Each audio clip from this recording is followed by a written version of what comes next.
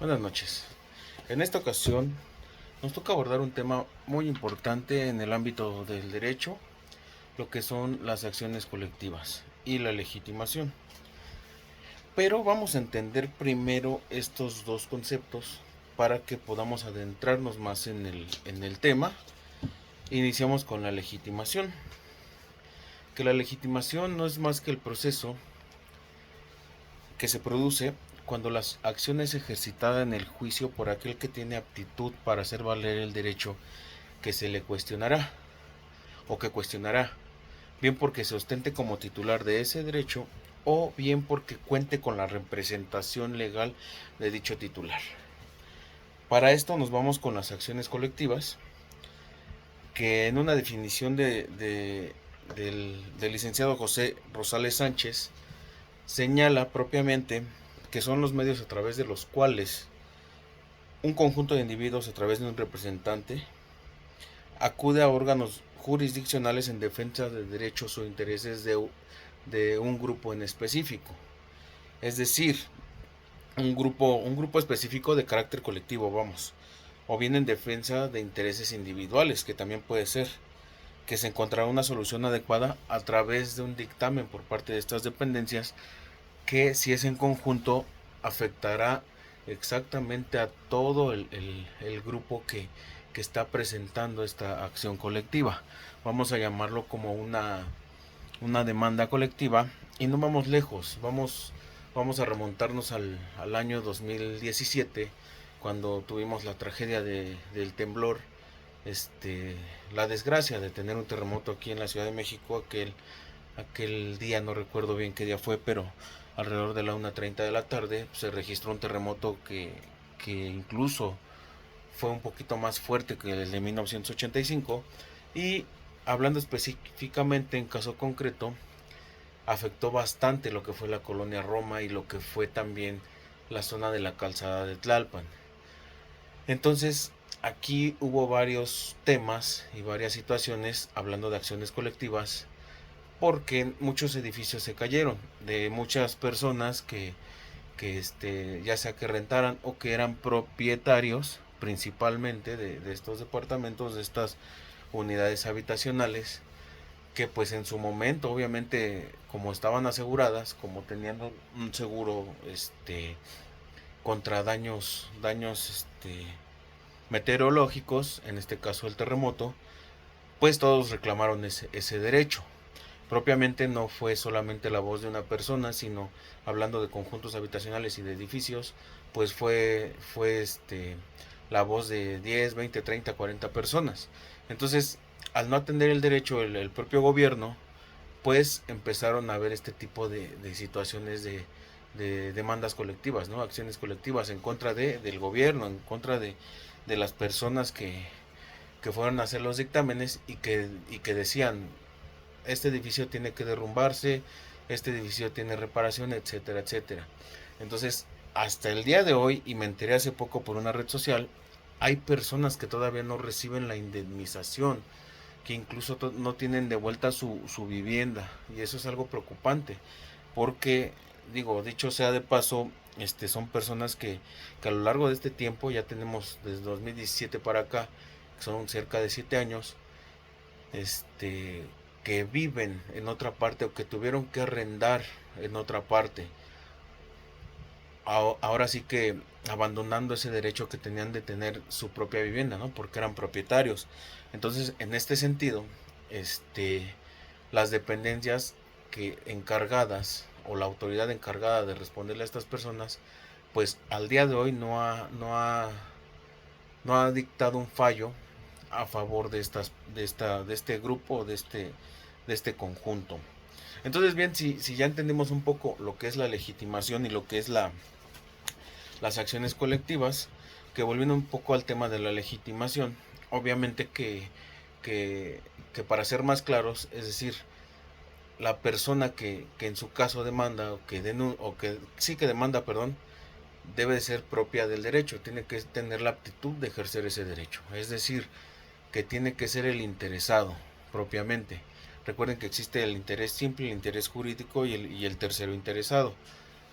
evadiendo un poquito el tema que nos concierne, aquí hablamos del interés propiamente simple, ¿no? Se derrumbó, por un terremoto se derrumbó el edificio en donde yo vivía. ¿Me afecta directamente? Claro que me afecta. Entonces, si me afecta directamente a mí y le afecta a otras 10, 15 personas, obviamente que voy a ser una persona, un actor dentro de esta demanda con aptitudes de ejercer ese derecho que se me ha vulnerado. Y hablamos propiamente también de situaciones que no necesariamente tiene que ser por medio de terremoto, por medio de, de cosas que afecten a lo mejor al patrimonio. Nos podemos poner otro ejemplo claro que nos vamos al tema del consumidor, ¿no? Hace tiempo yo escuché de una agencia de autos que la profesora nos ponía un ejemplo de la Volkswagen, pero yo no lo escuché de la Volkswagen, yo lo escuché de la Nissan, donde te decían que vehículos comprados en el año 2014, me parece, a 2016, específicamente automáticos, con un motor 2.4, me parece, automáticos, tenían una falla, pero no en la caja precisamente, tenían una falla en la dirección electroasistida, que entendemos que la dirección electroasistida es obviamente el volante.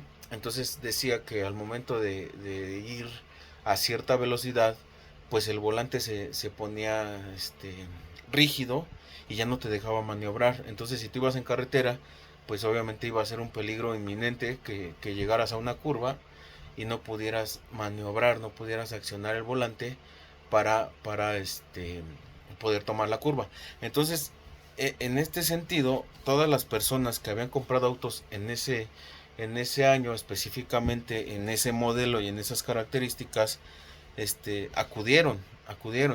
Aquí lo extraño fue que acudieron y les cobraron la reparación de la avería, siendo que esto fue un defecto de fábrica, un defecto que fue propiamente del fabricante, en este caso de Nissan, que es una empresa que sabemos que es japonesa, y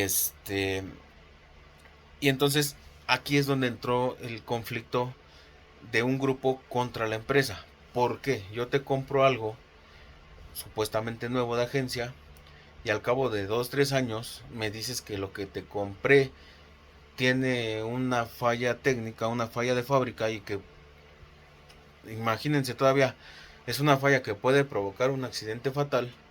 Ok, lo acepto, ¿no? Gracias por avisarme, pero si lo llevo a la agencia que me lo reparen, imagínense que todavía de eso me dicen que tengo que pagar la reparación.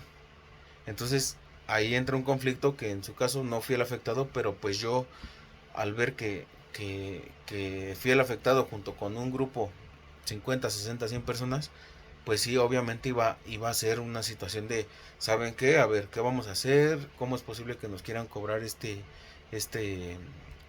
percance, esta situación, por así llamarlo? Vamos a ver cómo procedemos en contra de Nissan, ¿no? Nissan. Entonces, en ese tiempo, yo, atendiendo a esa noticia que leí, sí, este grupo de personas metió una queja ante la Profeco, de la Procuraduría Federal del Consumidor, y obviamente propiamente se inició un proceso en contra de Nissan con su empresa en México, y sí, obviamente pues ganó, ¿no? Salió el fallo a favor de este grupo de personas en una acción colectiva que metieron un procedimiento.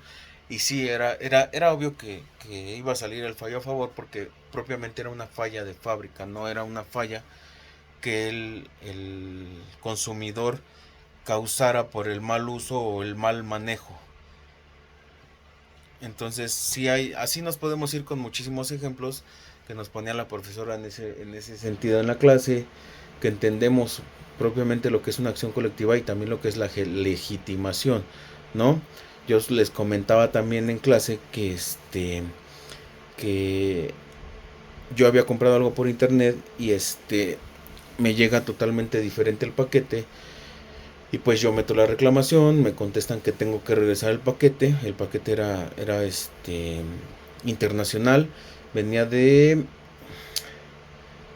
no recuerdo dónde venía, pero venía de Europa. Entonces, yo tenía que hacer el envío a Europa, y si ya están vulnerando mis intereses de consumidor, o mis derechos de consumidor, perdón, todavía pagar un envío que me salía cerca de los 200, $300 más o menos, aproximadamente unos 5,000 pesos. Entonces, si te pones a pensar y dices, de todo, si ya te vulneraron tus derechos, si ya te afectaron con una situación y todavía te quieren hacer pagar, si está de pensarse, si está de iniciar un procedimiento individual, porque también recuerden que tenemos este estos tipos de acciones colectivas que los tocábamos propiamente en clase. Y sí, saber precisamente cómo es el tema de de cómo llevar a cabo una acción colectiva o una acción individual, ¿no? En el mismo sentido. Entendamos también que las acciones colectivas se encuentran bajo el amparo, ya entrando un poquito más en materia, bajo el amparo de la tutela judicial efectiva, que tienen como fin otorgar una vía judicial para proteger derechos reconocidos a una colectividad determinada o determinable, lo que les decía de los grupos colectivos. Su incorporación en nuestro sistema jurídico se realizó mediante la reforma al artículo 17 constitucional, al que se le añadió un tercer párrafo, que hoy es el cuarto párrafo, por el cual se facultó al Congreso de la Unión para expedir leyes que regulen dichas acciones. Esta reforma se materializó en el ámbito legal mediante la modificación de diversas normas que establecieron un procedimiento especial que regula las acciones colectivas. La definición que yo les comentaba de José Rosales Sánchez, que es muy entendible, que son los medios a través del cual un conjunto de individuos, a través de un representante, puede acudir a órganos jurisdiccionales, ¿no? Lo que yo les comentaba de estas empresas, y puede ser de carácter colectivo o en defensa de derechos o intereses individuales. También esa es una parte importante a tomar en cuenta, porque no necesariamente tienen que ser tantas personas, también puede ser un interés colectivo individual. El autor de la definición que les daba ahorita, José Rosales Sánchez, también explica que esta reforma partió del reconocimiento de que algunos derechos difusos y colectivos, por su carácter transindividual, pues quedaban fuera del ámbito de protección de los mecanismos tradicionales, ¿no? De carácter individual, y que era necesario garantizar a los interesados el acceso a la justicia para hacer efectivos esos derechos. Es decir, no querían hacer valer esos derechos transindividuales, ¿no? Estas acciones, tal como están reguladas en nuestro país, abarcan una multiplicidad de derechos y situaciones de facto, siendo estos el origen de su complejidad y dificultad en su ejercicio, pues tienen como fin tutelar, escuchen bien, tutelar derechos no solo colectivos y difusos, sino individuales, lo que les comentaba hace un momento, pero que solo podrían ser defendidos de manera más efectiva cuando acuden en forma colectiva a juicio. Yo lo quiero entender esta parte, que si, volviendo al tema, por ejemplo, de lo del Nissan, ¿no? Tenía un fallo de fábrica, pero yo soy el único que quiere llevar una queja, ¿no? Entonces, a lo mejor la empresa dice, ay, por una persona, pues no vamos a entrar en conflicto, no vamos a hacer nada, denle por su lado, etcétera, etcétera. No es lo mismo ir de forma individual a que, ¿sabes qué? Un grupo de 15, 20, 25 personas pidiendo o demandando lo mismo, pues ya te ejerces un poco más de presión. Siento que es a lo que se refiere específicamente este párrafo que tengo aquí. Solo podrán ser defendidos de manera más efectiva cuando acuden en forma colectiva a juicio. Exactamente. Ello amerita un análisis más específico de cada tipo de derecho, como se verá más adelante. Ahorita se los voy a explicar. Y ahora bien, para entender por qué se reconocen las colectividades como sujetos de derecho, debemos remitirnos a la concepción que de estos propone la visión comunitarista. Esta doctrina propone que las comunidades tienen un interés propio en su conservación y desarrollo, por lo que sus intereses son legítimos y no pueden ser reducidos a la de los individuos que la conforman. Qué importante esto. Esta visión es contraria a la doctrina liberal, que señala que el individuo es anterior y superior a la comunidad, y por lo que el valor de esta última radica únicamente en que contribuye al bienestar de los individuos que la constituye. Esto es parte importante también de lo que entendemos como acciones de colectividad, individuales, transindividuales, que es lo que les comentaba hace un momento, ¿no? Entonces, hablemos ahora un poco de los tres intereses que existen, los derechos que existen dentro de estas acciones colectivas, que son los derechos colectivos difusos y en estricto sentido, y también los intereses individuales y homogéneos, interés y representación como presupuestos procesales para acceder a la vía jurisdiccional, que ese es otro punto importante también en estos apuntes que tengo aquí al alcance, muy importantes también. Por más adelante les voy a dar la bibliografía de donde saqué todos estos apuntes para que en su caso retroalimenten y podamos entender mejor. No soy experto en la materia, estoy atendiendo el tema, estoy abarcando lo más que puedo este tema y tratar de entenderlo y hacérselo externo, ¿no? A quien pueda ver este video, en especial a la profesora Antonia. Y nada, hablar bien de lo que son los derechos colectivos difusos y en estricto sentido. Como se precisó con anterioridad en lo que ya hemos platicado, los colectivos y difusos están estrechamente relacionados con los derechos sociales. Han sido polémicos desde su discusión doctrinaria y han tenido dificultades en su reconocimiento y regulación. Es decir, no tan fácil le han dado esa cavidad dentro de ganarse un derecho propio para ser ejercidos. Sin embargo, en México, desde que el ámbito constitucional y legal, estos derechos están reconocidos y regulados. Analizaremos brevemente su naturaleza y alcances con relación a las acciones colectivas. Por su naturaleza, los derechos colectivos difusos son indivisibles y transindividuales.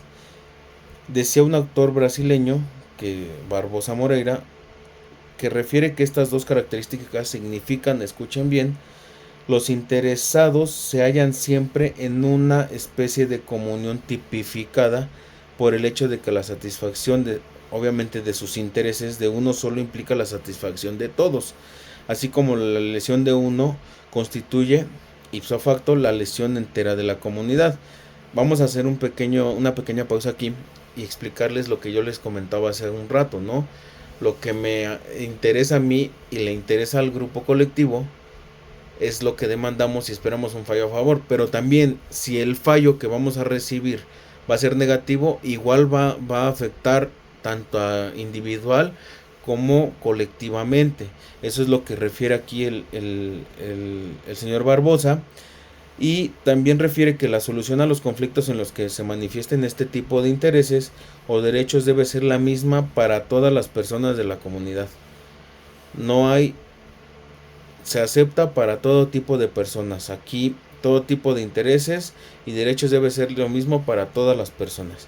Es decir, estos derechos no son divisibles ni fraccionables en relación a los individuos que conforman el grupo o comunidad titular de los mismos y por tanto trascienden la esfera individual. En estas características coinciden tanto los derechos difusos como los colectivos en estricto sentido, de manera que la diferencia radica que los intereses difusos pertenecen a una comunidad indeterminada entre las cuales no existe relación jurídica particular. Esto es importante. Mientras que en los derechos colectivos en estricto sentido, la comunidad de personas, aquí está la diferencia, la comunidad de personas sí es determinada o determinable, en la medida que tales personas constituyen un grupo, una categoría o una clase, y que además existe una relación jurídica base entre estas personas y entre estas o la parte contraria. Es decir, que la diferencia radica en el grado de determinabilidad y no en su nivel de organización, lo que es más certero, y no porque sea mayor el número del contingente. Abel Rivera Pedrosa y Ernesto Gómez Magaña refirieron que los derechos colectivos pueden analizarse. Estas dos personas son los que escribieron este apunte que tengo, y ojo, se los aclaro y al final les voy a dar la bibliografía. Refieren que los derechos colectivos pueden analizarse desde un punto de vista económico que permite identificarlos. Esto también es importante. Al respecto, refieren que los bienes colectivos son aquellos a los que todo el mundo tiene acceso. No pueden excluir pero como todo el mundo puede utilizarlos excesivamente, pueden dañar la cantidad y calidad de que los gozan los demás y causar daños a la sociedad. Es decir, que también, como es en la vida, no todo en exceso, y también hay que tener un poco de medida. Respecto a los derechos colectivos en estricto sentido, es en la práctica del litigante y donde el juez competente establecerá si es posible determinar a la comunidad o colectividad y si debe considerarse que la acción ejercida corresponde a dicho tipo de derechos. Lo normal, ¿no? Lo común, lo que tú me estás demandando, quiero decir si es viable, quiero checar primero si es viable y es determinable para darte un fallo a favor, ¿no? Para atender tu inquietud o la inquietud del grupo colectivo. Y ahora vamos con los intereses individuales homogéneos. Por su parte, estos derechos o de incidencia colectiva son derechos individuales y divisibles. Los anteriores eran indivisibles, pero que pueden ser agrupados pues los individuos comparten circunstancias comunes de hecho o derecho. En este caso, la afectación individual es plenamente identificable. Las razones por las que se tutelan estos derechos a través de las acciones colectivas tienen que ver con eficiencia y economía procesal. En este caso, cada persona que se adhiera a la acción colectiva comparece con el fin de reclamar un daño personal que se asimila a los de la colectividad, en virtud de que los demás usuarios sufrieran una afectación similar. Lo que les comentaba en un principio de esto del terremoto, las viviendas que no les respondían con el seguro para volver a construir, o propiamente el caso también del ejemplo que les puse de la Nissan. Bien amigos, pues abordamos un poco el tema de acciones colectivas y legitimación. Son clases que hemos tenido con la profesora Antonia, la verdad muy retroalimentarias, muy productivas, y nos ha hecho ver de manera más simple lo que son las acciones colectivas, la legitimación, y que es un tema importante, ¿no? Que por lo menos en lo particular, gracias a la carrera de Derecho, me ha permitido conocer este tema que me parece muy importante para el entendimiento del abogado litigante. Y nada, que espero haya sido entendible. Traté de ser lo más práctico posible, leer un poco y tratar de explicarlo y externarlo. Y espero que le haya gustado. Saludos, muchas gracias.